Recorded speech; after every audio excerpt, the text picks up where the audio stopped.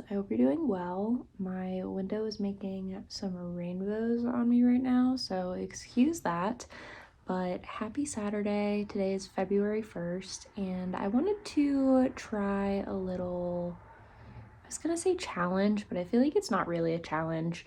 I guess more of a documentation of how much I read in a week.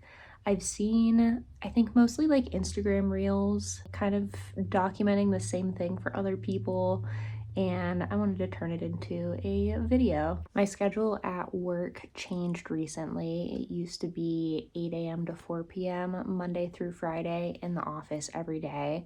It is now 8 a.m. to 5 p.m. Monday through Thursday and 8 to noon on Fridays, and I also work from home on Wednesdays now.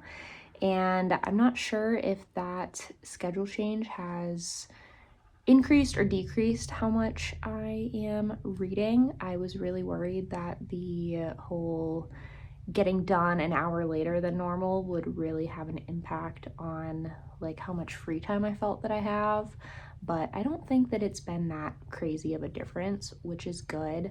And then getting done at noon on Friday is obviously wonderful, and my goal is to kind of use that extra time on Friday afternoons for YouTube stuff. I also typically tend to read during my half-hour lunch break at work, so that is a helpful little pocket of time as well. But yeah, I just wanted to do a dedicated little video documenting how much I get done in a week.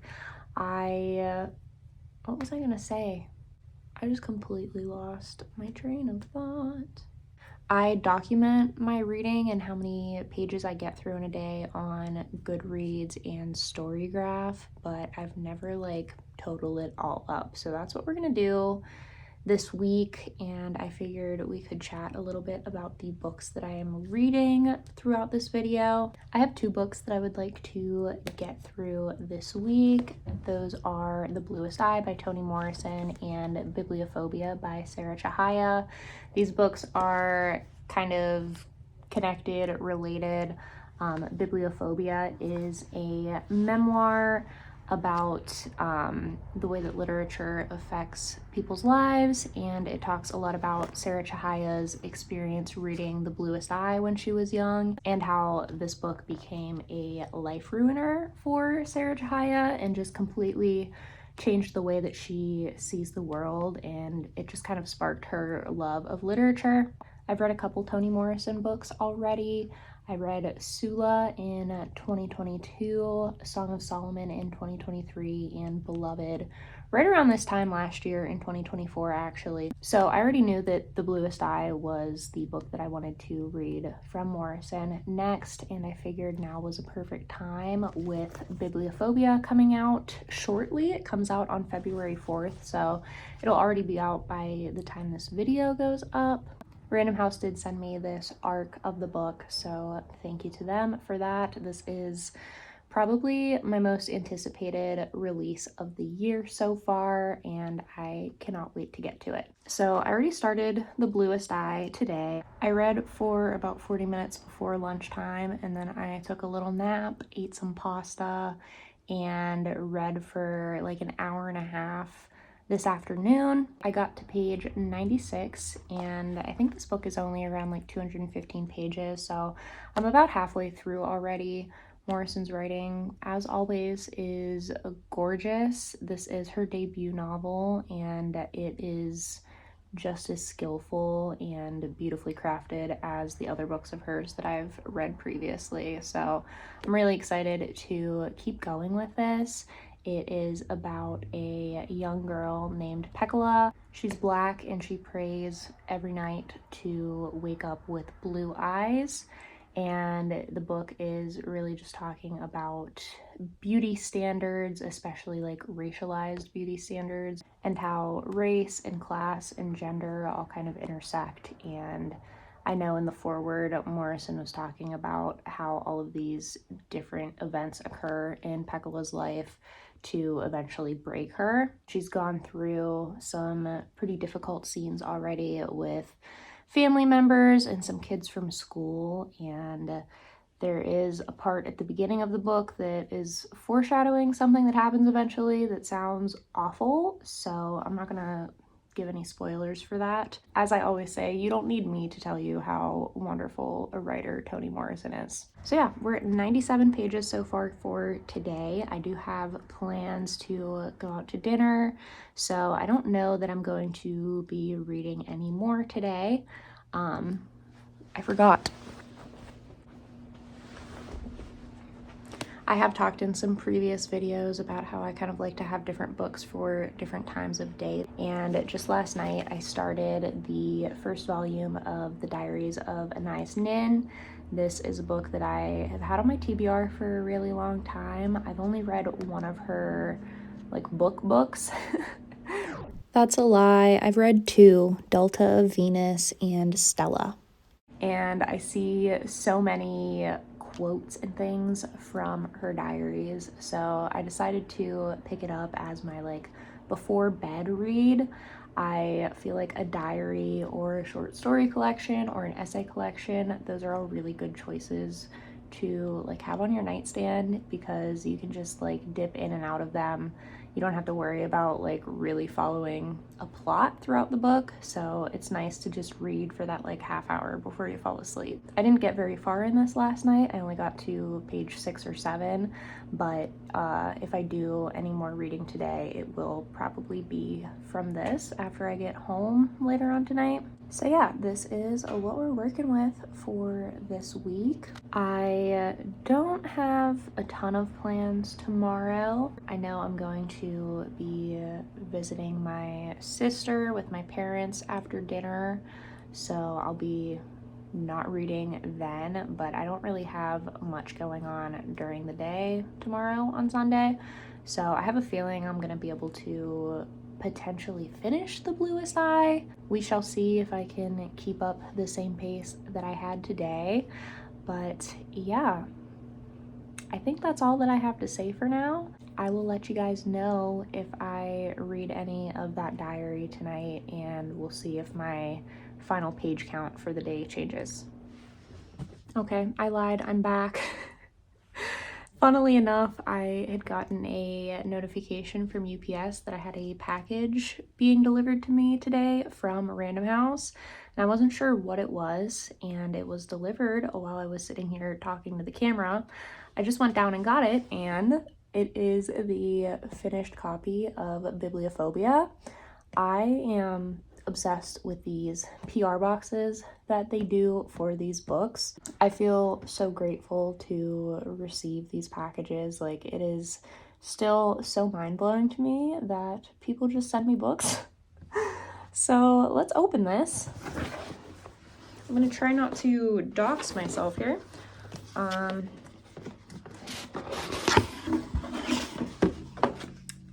It came with a tote bag, you guys.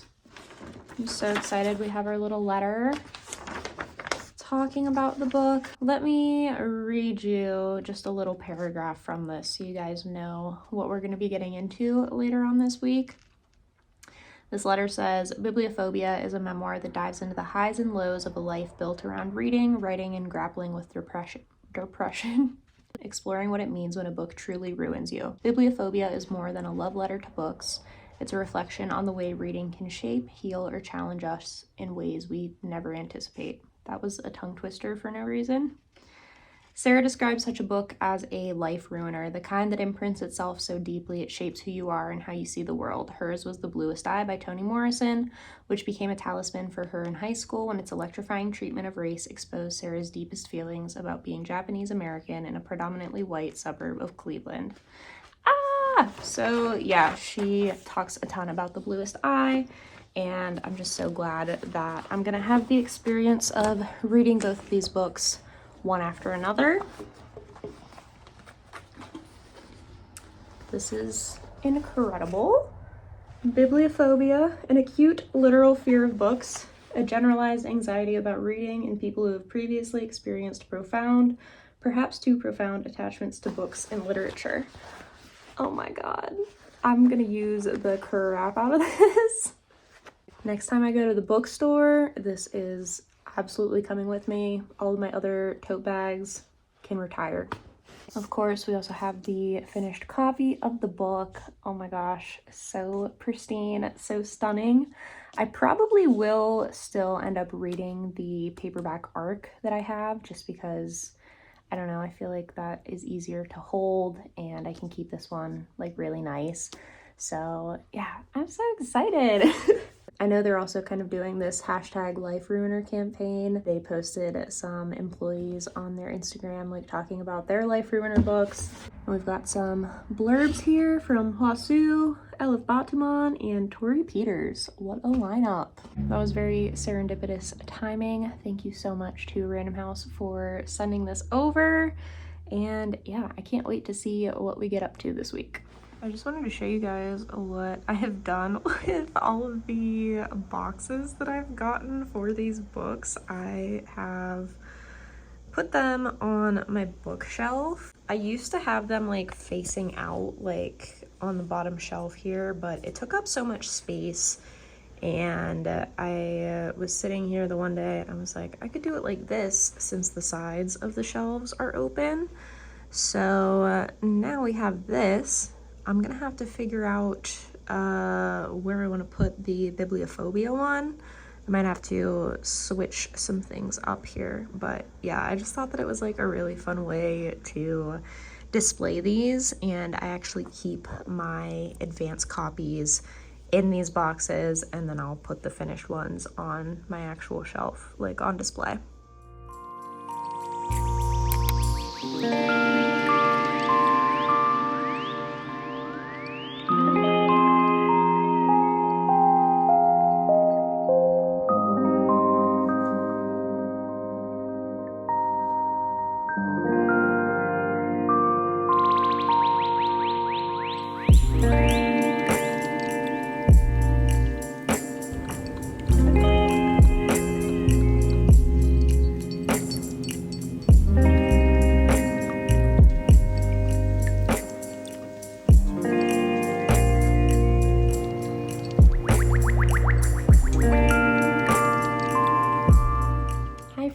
Happy Sunday. It is just past 7 p.m. I had full intentions of like finishing the second half of the Bluest Eye today because I really didn't have many things that I needed to do. I just wanted to go to the grocery store and make some soup. And I did accomplish both of those things. But I also spent a really large chunk of my day just like watching YouTube videos. One of my favorite YouTubers, Wild Fern, she does like houseplant videos, and she uploaded a 2-hour long video. So I watched her take care of her plants for 2 hours, and then she also uploaded like an hour-long vlog. So I also watched that, and while I was watching those, I decided that I wanted to try out a new thumbnail style. So I got really into editing my thumbnails for this video and the book haul that I think by the time you guys see this video, that will have gone up last week. So I'm actually really happy with how those thumbnails turned out, and I'm glad that I took the time to do that, but I didn't get through that much of my book. It was just one of those days. I just didn't really feel like getting into it. So yeah, I think I got through like 41 pages of the Bluest Eye so far today. So I still have like another quarter of the book to go. I did not read any of the Anais Nin diary last night because I got home at like almost 1 a.m. and I have not read any of it today. I want to prioritize finishing the Bluest Eye, so I do think that I'm gonna hop in the shower, get all ready for bed, get cozy, and try and lock in and hopefully finish the Bluest Eye. I am super excited for Bibliophobia. I was talking to Claire this morning, and she said that she read the first half of it in one sitting last night, and she's really enjoying it, so that is high praise coming from her. And I'm just really excited to finally get to it since I have been looking forward to it so much. Hello everybody, happy Monday. It is currently 6 p.m. I just got home from work a little bit ago. I was really happy because I had leftover soup to eat for dinner. I didn't have to cook, so I just had that. It was very delicious. And I just wanted to give you guys a little update. We finished out Sunday with 75 pages. I did read some more of the Bluest Eye before I went to bed, but I was reading and my eyes were closing and it was lights out for me before the clock even struck 10 p.m. I was very sleepy for some reason, so yeah, I did not finish the Bluest Eye last night like I was planning to. And I did not read as much during my lunch break today as I thought that I was going to either. It was just like a sit and poke around on my phone kind of lunch break for the most part. But I did get through 15 pages in that little half hour. So I don't even know how many pages I have left. You know when you like can't grasp the pages? I have 19 pages left of this, so I will be finishing this once I am done with the YouTube video that I was watching while I was eating my dinner. And then, I don't know, we're gonna see what happens. I don't know if I'll start Bibliophobia tonight or if I'll wait until tomorrow. Ideally, I would like to write my review of the Bluest Eye before I get too deep into a new book. But I don't know if I'm gonna feel like doing that tonight. I've found for me that my half-hour lunch breaks are the like ideal time for me to write a book review. I don't know what it is about that time in my day. I think because it's a half an hour where I don't have anything else that I have to do, like, I don't know, it almost feels like some sort of like timed writing assignment for like school or something, and I get very motivated to write out my book reviews. It's very strange. Like, I had to write a review before I filmed my January wrap up, and it was like a Friday evening when I was at home, and I just did everything that I possibly could to put off writing that book review. So yeah, I will probably not write my review for this tonight. I'll probably wait and write it during my lunch break tomorrow. I might actually, instead of starting a new book, I might read some more of the Anais diary. I have not gotten very far in that. I haven't read it at all since I started filming this video on Saturday, and I would like to get a bit deeper into that. The introduction of it was really interesting. Just talking about how, you know, Anais Nin had written some novels and some other like works of fiction, but her like true work that she did was in her diaries, and it is such like an expansive document. I think the introduction said that the manuscript of like her diaries all typed up is 15,000 pages in total, and just talking about how she really worked to like create herself, and just like, I don't know, it was very interesting to me. So I'd like to get further into that. So maybe we will. Ooh, that was so loud. Maybe we will finish this, read some of the diary, and then tomorrow we'll write the Bluest Eye review and then start Bibliophobia after work. That sounds like a great plan to me. I'm really hoping I don't fall victim to just like sitting and tapping on my phone this evening, because I was doing that all throughout the day. I feel like yesterday was a big screen time day for me as well. So yeah, I did get to the end of my watch later playlist on YouTube, so that's kind of a great feeling. I always get so overwhelmed trying to keep up with all of the YouTube videos that come out. You know, I like to sit and like really take in the information that people are talking about in booktube videos specifically, and I like to leave comments and stuff. So sometimes I really have to like be in the mindset to like watch all of the videos. Yeah, I got to the end of the playlist, so I don't have anything else to watch once I finish what I'm watching right now. So hopefully I won't get too like distracted and just like sit on the couch on my phone. All right, I'm rambling now. Bye.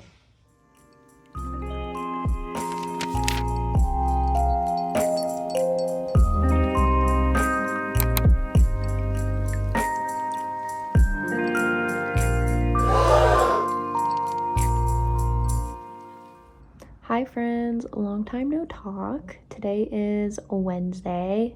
I did not have an update yesterday because I didn't read it all yesterday. I finished the Bluest Eye on Monday and then read 19 pages of the Anais diary for a total of 53 pages. And then yesterday on my lunch break, I wrote my review for the Bluest Eye. And whenever I got home, I ended up having a little movie night. So yeah, I didn't read anything. And I am about to start Bibliophobia by Chihaya. So I'm really excited. Yesterday was the day that it published. So yeah, we'll see how far I get in that today. But I ended up giving the Bluest Eye 5 stars. Stay tuned for my February wrap up for a full review of that, which actually the full review isn't really that long. I feel like I always really struggle to talk about Toni Morrison's work because it's all just so good, and I just feel like I never do it justice in my reviews, but I will be talking about that more later on in the month. And yeah, other than that, the Anais diary is like fine so far. I'm really not that far in. I just realized there's like a crack in my wall. I should probably call someone about that.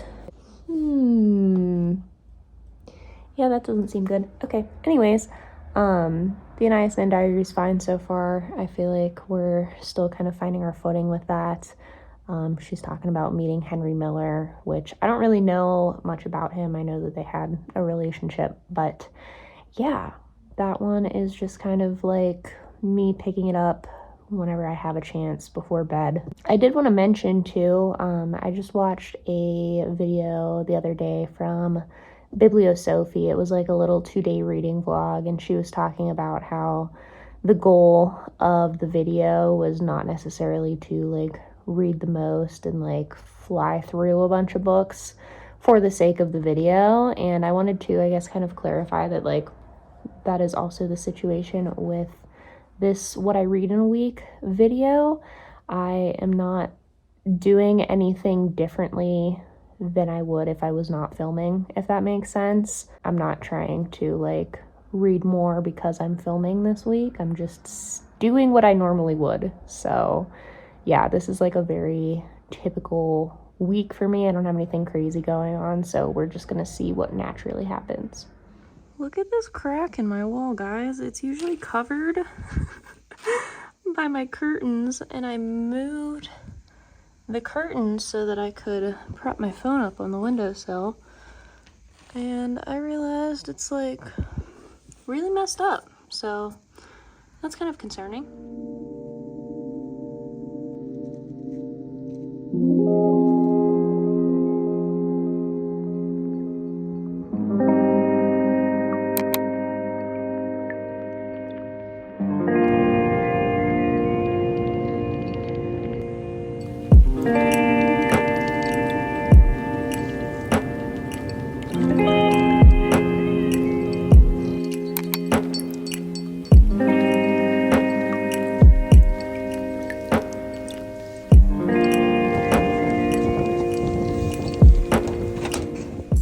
Hey guys, it is Friday night, the last night of our little week-long documentation of reading.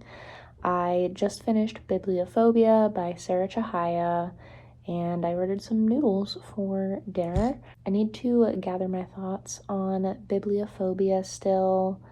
I enjoyed it. I think that I maybe hyped it up a little bit too much in my own head, though. I don't know. I didn't love it as much as I was expecting to. Not in like a negative way, but I think that I might have just overhyped it a little bit too much for myself. I don't know. I have to think about it. I have to let it sit with me. I don't remember when my last little update was. And I don't have page counts currently, like off the top of my head for the past couple days, but we'll go over all of that tomorrow. It's currently 7 o'clock, so I'm gonna eat my noodles, and then I don't have any plans tonight. I'm trying to decide if I want to watch something, even though I already watched 4 episodes of Gilmore Girls earlier this afternoon. I might start another book. I'm trying to decide between a book that I have on NetGalley, The Echoes by Evie Wyld, which is also coming out this month, or if I want to read The Days of Abandonment by Elena Ferrante on Scribd. It's gonna be one of those two, whatever I pick up next. I'm just not sure which one. What else? I haven't made any more progress on the Anais diary, so no updates there. I feel like I had the same thing with Susan Sontag's diary whenever I was reading that last year, where I would kind of spend some time away from it and then, pick it back up, and I feel like it's going to take me a little while to get through that one. But yeah, I will talk to you guys tomorrow with a final update. We'll talk about the amount that I read for the week, and maybe I'll wrap up my thoughts on Bibliophobia for you guys.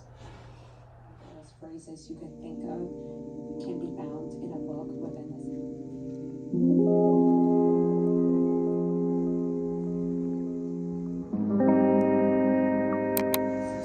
Do you know what this is? No. What we're seeing here is the end of Western civilization.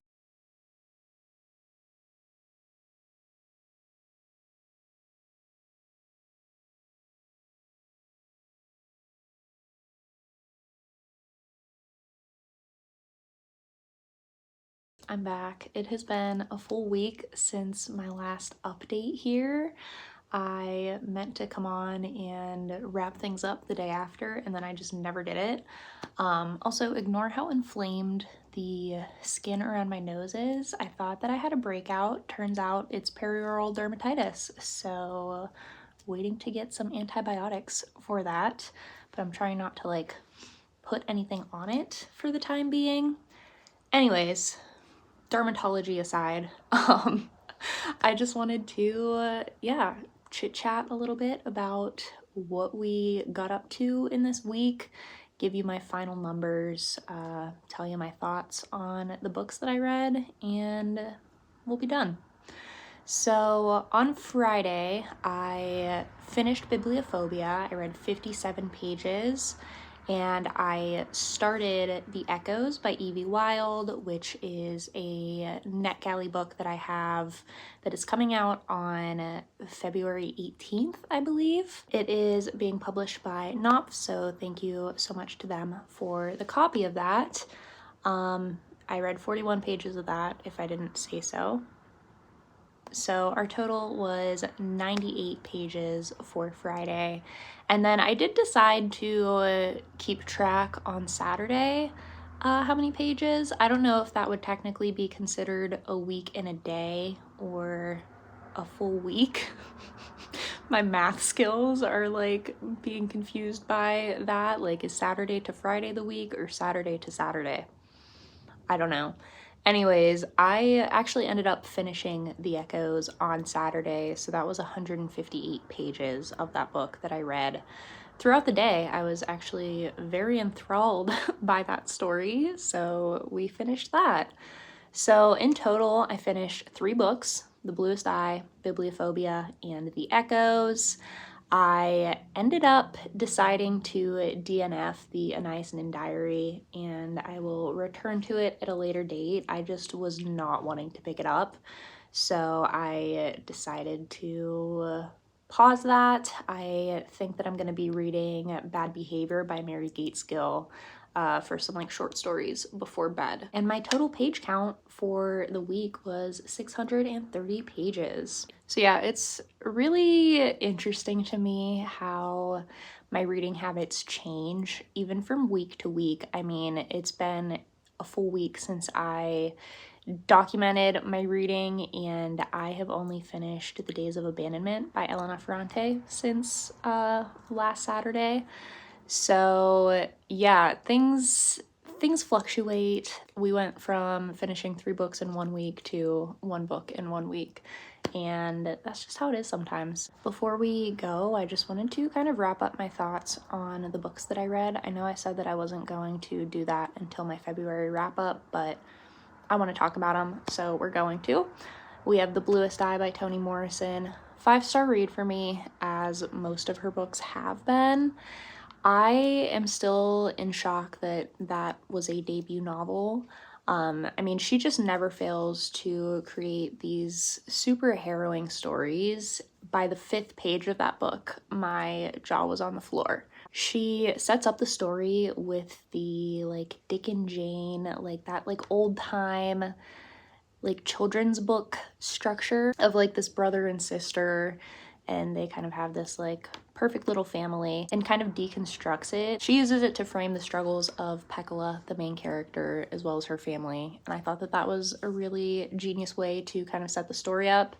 I also really loved the narrator of the book, Claudia. Like I mentioned earlier, this book is just a really haunting exploration of race, class, and gender and the way that they intersect. The book really shows the limits of what a person can take, especially a child. Pekala is, I think, like 11 or 12 years old in this book, and she just goes through so much. She's pushed to her limits, and it also goes into how family history can have repercussions that are felt throughout multiple generations. We get a lot of backstory about Pekala's parents and how their past kind of affected Pekala's present. I just really appreciate the atmosphere that Morrison creates. It's simultaneously this self-contained small town kind of vibe, but it is imbued with historical tension and just kind of these far-reaching repercussions of society. I just don't think that I can ever do Morrison's books justice in my reviews of them. They really just speak for themselves. You just have to read her and see for yourself. So highly recommend this one. Moving on to Bibliophobia by Chihaya. This was a 4-star read for me. Like I mentioned at the beginning of the video, this was my most anticipated release of 2025. Really appreciative to Random House for sending me a copy of the book. And yeah, I thought that the book was really engaging. It's a debut collection of like memoir, connected essay, literary criticism kind of stuff. And that's what I absolutely love in a book. So I was so excited for this. And I feel like I maybe just hyped it up a wee bit too much. She is exploring the relationship that book-obsessed people have to literature, and she's looking at it through this lens of the life ruiner. In Sarah Chihaya's case, that life ruiner was the Bluest Eye, and it made her kind of see the world differently as a Japanese American, made her aware of how othered she felt growing up in the predominantly white suburbs of Ohio. And she also talks a lot about her struggles with mental health and her quest to find a book that would save her from herself. I really loved Sarah Chihaya's writing style. It made it super easy to just like fly through the pages of the book. You can really tell what a deep connection she has to reading and writing, and it is evident how much self-reflection she has done, thinking about the connection of reading and writing and how that's impacted her life in both positive and negative ways. I also really appreciated that the group of books that she was exploring were really interesting. She did 2 impossible things. She made me reconsider my previously stated break from reading Ali Smith. She talked about Artful, and I'm really intrigued by that book now. And she also made me think a little bit differently about The Last Samurai by Helen DeWitt, which I really did not enjoy whenever I read it. And it was a really impactful book for her, so I really appreciated getting her perspective on it because I did not have the same feelings. She also talked about some books that have been on my TBR for a while, and there is a nice list of texts that are discussed at the beginning of the book, so you kind of have a little reading list to go along with it. I'm also really glad that I decided to read The Bluest Eye right before reading Bibliophobia. I think that that was absolutely the right call. It made me appreciate both of those books so much more than I would have if I had just read them on their own separately from each other. I think the disconnect for me was partially due to there's some fuzziness around the timeline of events in Chihaya's life. She jumps around a little bit, and I found it a little bit difficult to find my footing at some points. And even though I really enjoyed her style, there was something in her tone that was just maybe a little bit distant. I just felt like the book was dealing with such personal subject matter, but yeah, I don't know, there was this distance that was kind of strange for me. Overall though, I thought that this was really enjoyable. I highly recommend it. I would really be curious to reread it some years down the line and see if my feelings on it change. But yeah, I'm really looking forward to Sarah Chihaya's future books. And finally, we have The Echoes by Evie Wyld, which was also a 4-star read for me. And this one was really like kind of unexpected for me. I wasn't expecting to be drawn into it as deeply as I was. I ended up reading most of it on Saturday, like I mentioned. This book has a lot of things going on. It's part family history, part autopsy of a relationship, and part ghost story.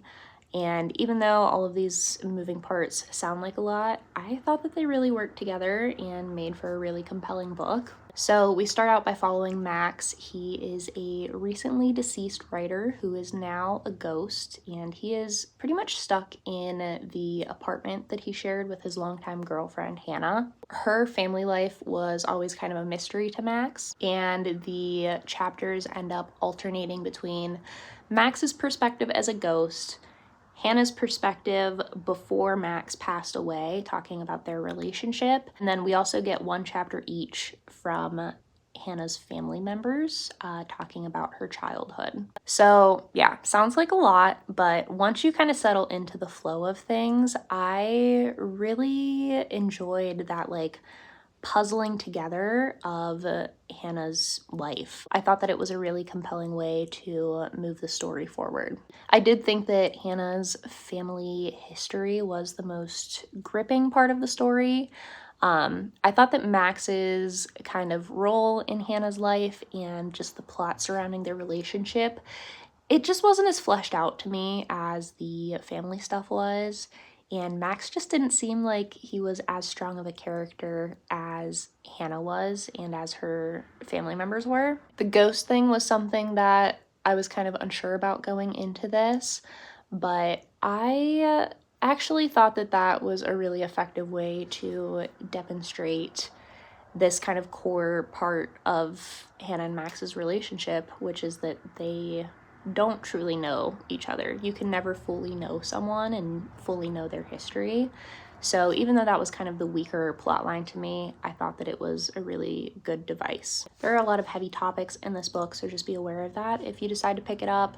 One of the big things that's discussed in here is the stolen generations survivors of Australia, and how Hannah's family was living on stolen land.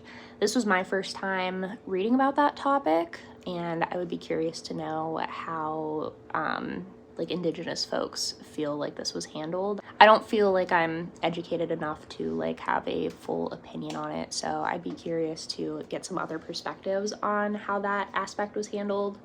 And I am really interested to learn more about that topic.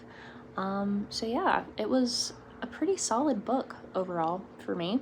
And I think that it was a pretty solid reading week. So yeah, this was a lot of fun. I just finished editing this video up until this point, and I worked really hard on it. I really wanted to, I don't know, make the like vlog clips a little bit more creative, and I'm really happy with how it turned out so far, so I hope that you guys like it as well.